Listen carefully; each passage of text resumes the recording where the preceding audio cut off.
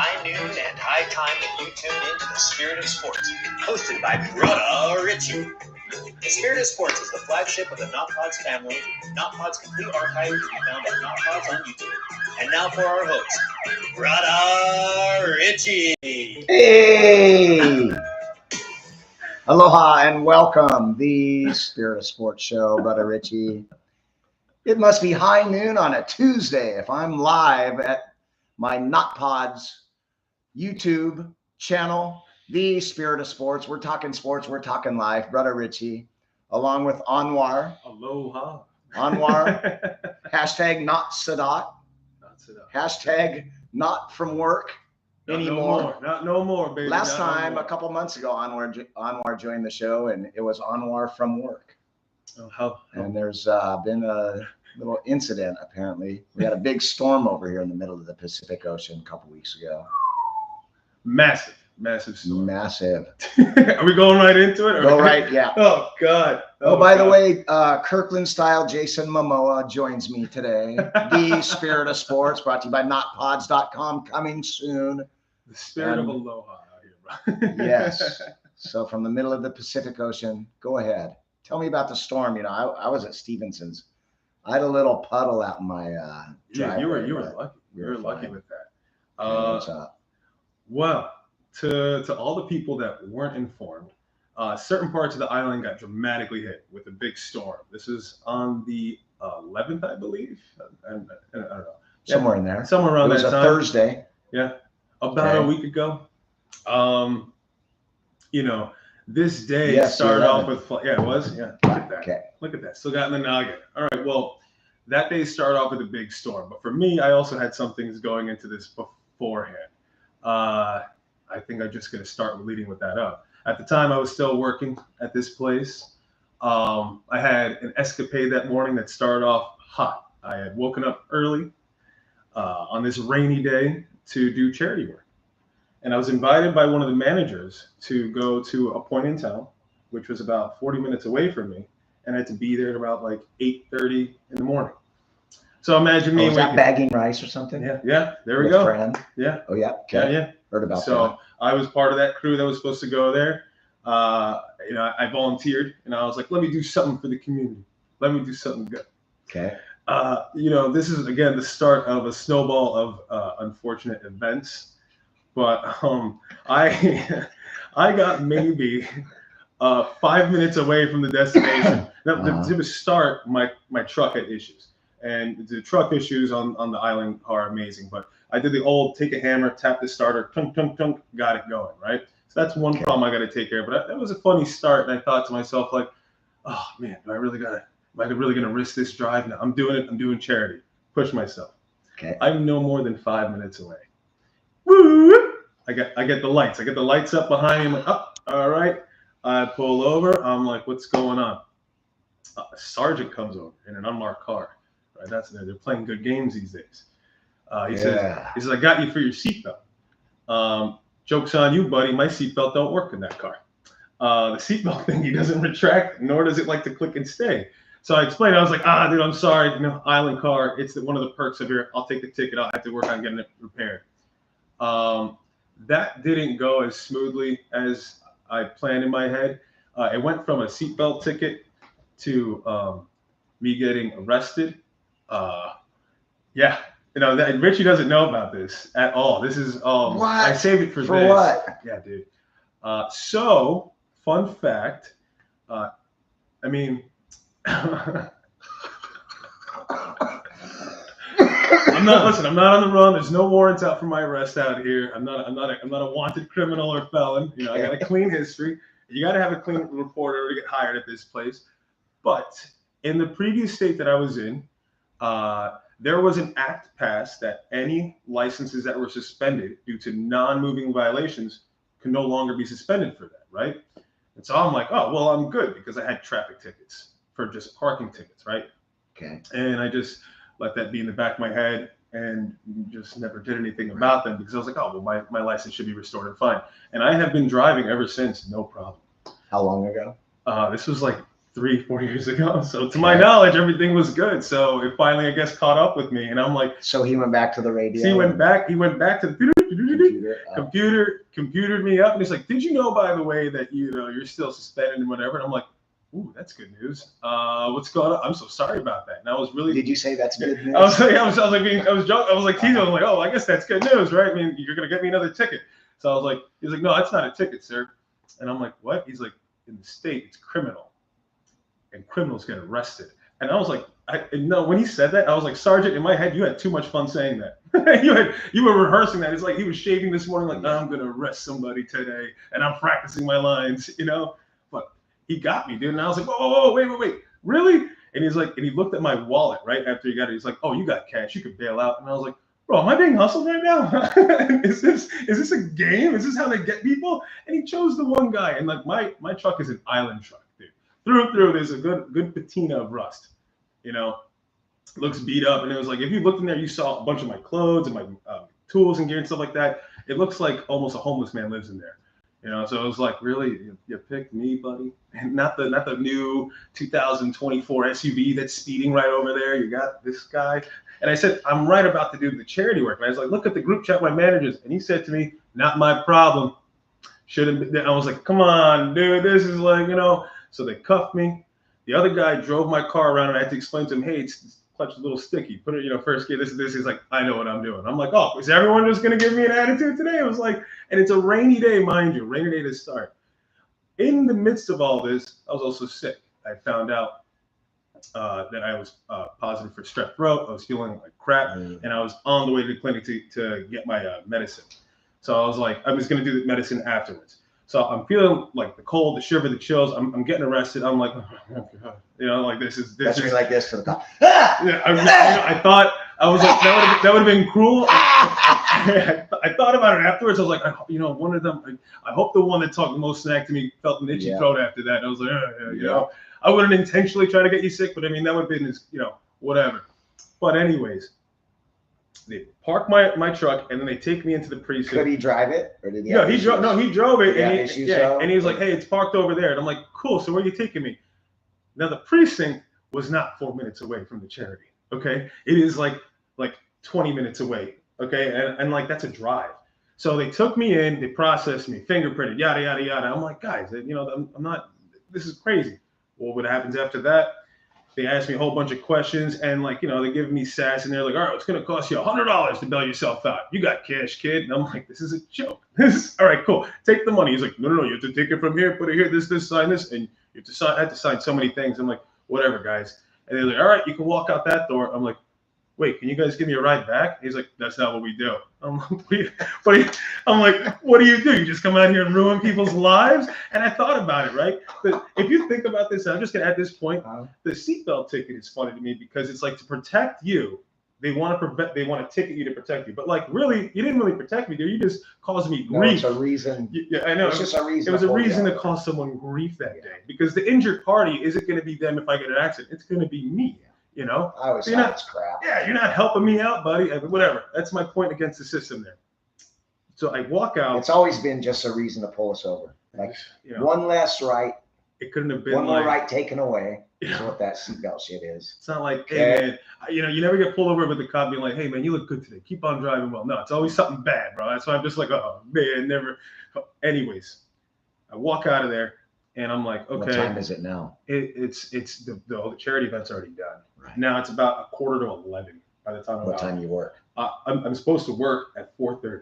Okay. Now I'm all the way in town, still 45 minutes away, and now I'm another 20-minute drive away, and I'm on foot, and I have no idea how to get there. So I'm GPSing with my car, and I'm like, oh, because I never dropped the pin. So I was like, I think it's in this parking lot by the Macy's or this. So I call the people that were supposed to be at the event. And I called one person, two person. Finally, Mike picks me up. Has me standing on the side of the road. He's like, raise your hitchhiker thumb, raise your hitchhiker thumb. And I was like, all right, Mike, you're having a laugh at me. I deserve it. Okay. And he was like, you dumbass. Really, this happened? I'm like, it just happened, bro. I'm sorry. So I get back to my car. Now, that was just a big, giant delay. I'm like, all right, I get in my car. I look left and right. I'm like, I'm getting out of here. I'm getting out of town. Fly over to the clinic. wait another hour and a half in the clinic to get my medicine, get a nice shot in the butt because for strep throat you get a nice penicillin shot, which like the welt just went away like a day or two ago. You know what I mean? So it's a nice bam right there. And I'm like, okay. And they had some other meds to give me to feel better with the soreness, but I was feeling kind of sleepy, tired, and it was very beat up and everything like that. And I was like, the rain's getting heavier and heavier. And I'm like, oh my God, okay, now I gotta go all the way back west side. So I drive all the way back west side. I grab my clothes, cool, change really quick, and now I'm on the drive back. There is huge traffic, dude. Not like normal traffic, but they're also doing the flood. This is not even just the flood. Like the rain is not helping, but the rain is starting to get torrential there. But it's also they're doing work. I wanted to point out something. Construction workers on this island have seemed to favor rush hour. Bro, time. Oh my God! Do not fucking get me started on this shit. They just, you understand, right? They decide, is this the most popular time to go to work? Let's start. Whip out the cones, boys. It is so crap. It's like, are you kidding me? It is so crap. And it's like, I'm not. And they can't do it at night because the shearwater birds. Yeah. If they put lights up, because the hippies pass a fucking law. For conservation, it's affecting the wildlife if they do it at night. So they have to do it in the middle of you going to work. And I'm like, I understand. Listen, I'm not against conservation of wildlife, but there is some practicality. There's some practicality. It's more important that a tourist makes their fucking flight than a fucking shearwater bird. I don't give a shit. Fuck off. Well, I gotta get to fucking town. F you. Okay? Fuck a shearwater. Again, on that sentiment, I'm sitting in traffic and people are driving extra slow because of the rain and there's cones out. What time is it? I'll tell you, from the time of events, from the time I get there, I probably got home at, oh man. Put it this way. I was in the middle of, I was at the 15-minute away mark, and I still had like 17 minutes to get there. So I was at my 15-minute mark, right? So now I'm racing, and I'm like, oh my God. Now, previous to this. And you've been having a couple lates. So previous to this, the policy at the job here, this is an interesting one here. And this is the corporate side of things. Right. They made a statement that, like, lateness is not tolerated, but they give you a 5-minute leeway.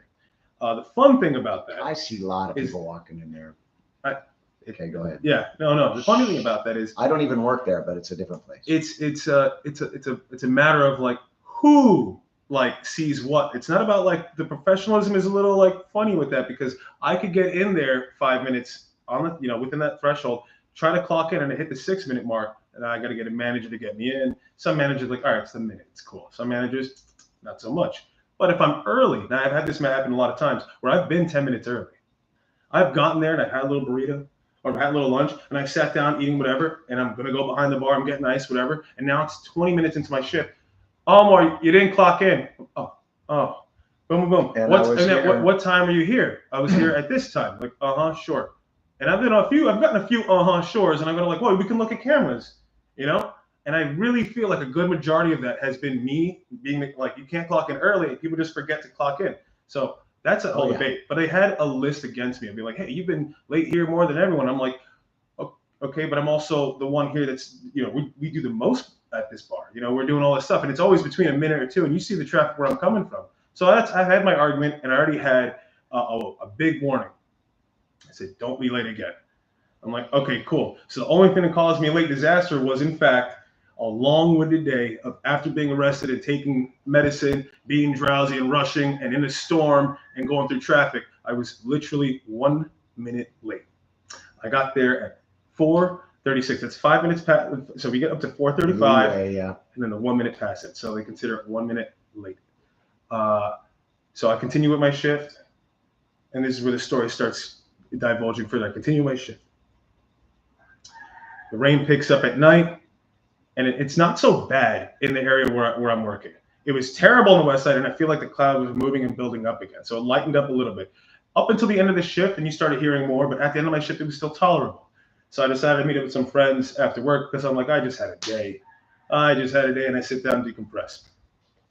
In that place, by the time last call comes, we all decide, all right, well, we might just hang out and go to so-and-so's place for one more. Cool, we're doing that. This is where things get funny. The definition of a flash flood. Right, like maybe 5 or 10 minutes before we all get out there, you know, the story was that like the gas station was fine. Everything was fine. It was just heavy rains, but it wasn't too crazy. By the time we're getting out of this place, up this road that we need to get to, I'm talking a river had emerged, completely embarking this one By road. the school. Like, by where the gas station is. Yeah. By the school. Yeah. Okay. I'm talking about a river, right? So that being said, we were already originally in the car together. We were trying to get up around this. We were like, oh my God, this is terrible. This is absolutely terrible. We got to turn around back. Now it wasn't, the river was maybe up to like my knees at the time. It's like, this is bad. Maybe we should go back and figure this out. One or two people's with us were like, hey man, my girlfriend's gonna be pissed if I don't get back home tonight. We're like, I can't sleep over, right? So we all headed out to our friend's house, and it was like, this is rough. And they left, and I'm like, okay, well this is getting bad. We start to see the rain pick up, then we get a call, hey, I'm stuck. I need help. I'm stuck, and that was Nelson. And Nelson, oh my God, what are we gonna do? We're all freaking out. What happened to him? He ended up coming back, walking, and be like, dude, I had to leave my car. And I was like, what? And so his car was stuck on that road, and we came back like up that river running through the car. It was like running through it. Like the water was past where the window is, where you can armrest area. It was past that, and I'm like, when we came up in this girl's Jeep, going through it, and it was at the hood of the Jeep. And it's a lifted 6-inch lifted Jeep, and it's so bad. She's like, guys, if I don't move, get out of here now. It's stuck, because we went back to rescue our friend. We were with them together. It was like, okay. This is 2 in the morning, or this is two in the morning. Yeah. Okay. So I'm talking about, this storm was terrible. It was so bad that when we were walking through, like, our friend had to take off. She was like, I need to get home safely. I can't. I'm sorry, guys. When we could walk on foot, but she had to drive. So she went screaming all the way over there, and she's like, she said a few things, it was hilarious, but said her prayers and made it through the river, made it through the flood and on home. And she was telling us, my house is flooded, my room and it's all flooded, terrible. Me and my small group were like, it was kind of like Lord of the Rings. We were just traversing through it. We're wastewater in this God knows what sump water this is. I was like, oh my God, I'm definitely getting stabbed or something. I was skeeved out. And my buddy's like, dude, the electric lines are out. We're going to get shocked. I'm like, stop saying this. You're not helping. That was CJ. CJ was over there like, oh, whatever. And holy shit. Yeah. And it was Moana. Moon was one driving the Jeep. Moana was with me. So all three of us, Moana, CJ, and I, were just going through there. And it was like, okay, we're just like three musketeers walking through this, and we're taking videos. We don't believe it. We see restaurants with one of them in particular had the bottom of their doors crushed in through the water, flooding up to the restaurant. The KPK, so it was bad. They had to do a lot of work on that to clean it out. So I'm talking about, it was so bad. It shut down some businesses for days to a week and a half. Some people, had their beds were floating in water. Ended up staying at Moana's. I left my truck earlier on high ground, thank God, because otherwise my truck was low. My truck would have been washed in the river. Now, mind you, that next morning, there's a mandatory staff meeting. Now, I say this with all due respect, because I do love the intention of some people, and I love the staff there for the most part. And there's something to be said about a place that wants you to promote wellness, success, and drives you and do good things, right? You want to do good. Don't treat the guests like crap. They're not customers, they're guests. Treat them like they're at home. And even if they're having a bad day, make them regret being mean to you by being kind. Kill them with kindness. They're going to learn to love you. And you know what? I'm sorry. Thank you so much for the great service. Boom. That's how I was taught, right? Very simple. But no one had to tell me what are our XYZ core values. What is our mission statement? What are the 7 commandments of our, et cetera. You know what I mean? So I feel like there was a little militarization in there, but that's a different principle.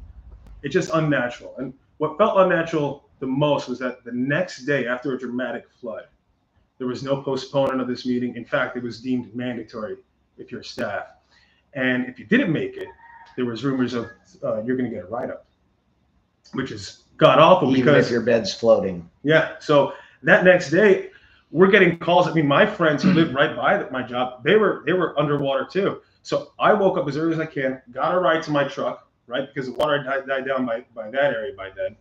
Called my friends, hey, are you okay? I picked up food, beer, whatever they had, resources for them, because they were struggling. I was like, dude, we can't use our kitchen. We can't use it like this. I came out there ripping out like, hey, we already have the fans going out. What else could we do? You know, they needed to rip out drywall later, but that was a different time. But at that moment, it was a matter of getting pumps to suck out water and support them. And I supported them the best way I can. I spend money on my friends because I love them, whatever. I didn't ask for any, you don't do that and expect anything back. You're there for the people. Right. So come the time of that meeting, and I got calls like, hey, some of our coworkers still have like water and stuff they need to get out of their houses. So-and-so still has his car. It was like floated down the street. You know what I mean? What are we gonna do about that? I appeared up at the meeting, and they're like, oh, you don't have to be here. And I'm like, that was the first wind of just like saying like, oh, I guess they are gonna remove me because I was 1 minute late during a national disaster. But I said my piece. I was like to the manager, and I'm not naming the managers, but to one particular manager, I said, do you think it's right they were still having a mandatory meeting the day after a flood, and everyone here is going to celebrate their aloha and their I don't want to say that word. I don't give out where it is, but their cheer and grace for the community and staff by having this here instead of saying, hey, let's cancel this and let's all go to XYZ's house and let's split up. Let's make some teams. You go there, you go here, you go here. We'll all meet up. We'll help them out with the flood and the damage, and we'll meet up together, and we're all going to have lunch together. No, it was, if you didn't go, you got to ride up, and that's that. And I said my piece, and they said, you could leave. And I did. And I was like, I'm going to go help out the people. And I said it in a group chat, too. I was like, I'm going to go help out the people that need it right now. You guys enjoy your pizza party, And that peeved me. That peeved me in such a way, which ended up with me coming into my next shift and getting relieved. But actually, I think that was a very sensible, for me, it kind of showed me a lot of what was going on there. And unfortunately, the way that it ended was like, sounds like they kind of had it out for you. Yeah. You rubbed somebody the wrong way. Oh, yeah. Well, you can't all handle me. Yeah. But it's bittersweet in that regard. Can, the good ones can. Didn't I say you'll land up on your feet though? Yeah. No, I mean, I'm like a cat with peanut butter on my back. Peanut butter's like, Oh yeah. Yeah, I'm gonna figure it out. Like the bread, yeah. Yeah, like the bread, like face down. Yeah. I'll always figure out a way. I'll figure it Yeah. out. But yeah, so like after that being said, with all that damage and stuff, you reach back and ended up having like a clear sight in my head. I was like, well, that was shitty, but at least now most of my friends don't even know the story. At least now this is kind of outlook to hear them. Like, yeah, I was with it in the floods with the close ones, with the real ones, and I spoke up to try and defend and honor you guys. And the managers basically said, and I'm like, okay, that's the aloha spirit. You know what I mean? We're just gonna laugh that one off. Put it on the books. That's very corporate. That's a crazy 24-hour. Yeah, that's a day, dude. That's a day. Yeah. Yes. Yeah. Well, I mean, at least afterwards, so-and-so's house and basement, they got the water out. Okay. I'm not sure what's going on with his car though. Now, why do you have to move now? Oh yeah, no, that's a different. Okay, so that's also in the mix of things. Not to make it like this is not like the hardship of Costco Momoa, but this is a Kirkland. The Kirkland Valley. But this is a very testing time. My roommate's moving out, and basically I was just paying him rent. And for the longest time, I think we've been now living there together for like 10, 11 months. And it's been cool, but he's got a girlfriend now. He's got his set vision on nesting. He wants the kid and the white picket fence. And he's recently come into money that allows that. Okay. He's got his eyes set in the house and property. He's like, dude, when I move out, I'm moving out with my lady. If you absolutely need a spot, we could figure something out. But I'd like to have it with her, because it's like a 2-bedroom house. And I'm like, dude, that's you. That's guaranteed. That's you. So in the meantime, now I'm preparing to move into the trap house, which is the dive community house where I started, which is ironic because May 1st is going to be my 1 year. And by May 1st, I'm going to be back exactly where I started. Jobless and at the trap house. Does Kathy live there? No. Okay. Yeah. No, Kathy, because it's all boys, bro. How many boys compared to bathrooms? It's funny because there's actually a good amount. There's a 2-bedroom upstairs that one couple shares their own bathroom. Then another 2 over here. Another couple shares one bathroom here, and the rest of the other 2 guys, now 3 including me, share another bathroom. So it's not terrible. It's just me and 2 other guys for one bathroom. Okay. It's not the worst thing in the world. It's a lot Make better a ship than schedule. it's a lot better than a hostel, bro. I tell you that. Oh, It's yeah. a lot better than a hostel. You know, at least I can Talk about a horrific movie. Oh God. Do you remember that? The movie Hostel? It made me never want to travel for a while. Dude. And I was like, it's an My friend unfair. made me watch it, and I'm like, I don't like this. He goes, just come on, it's great. I'm like, it's not great. No, dude, this is exactly what you don't want to have happen. And why are they giving people ideas? Yeah, why are you giving the bad guys a motive? No. Shit. No. Okay. Well, aside from that, which has been interesting, so the moving situation is funny, and I've got other things lined up because I'm basically a traveling career bartender.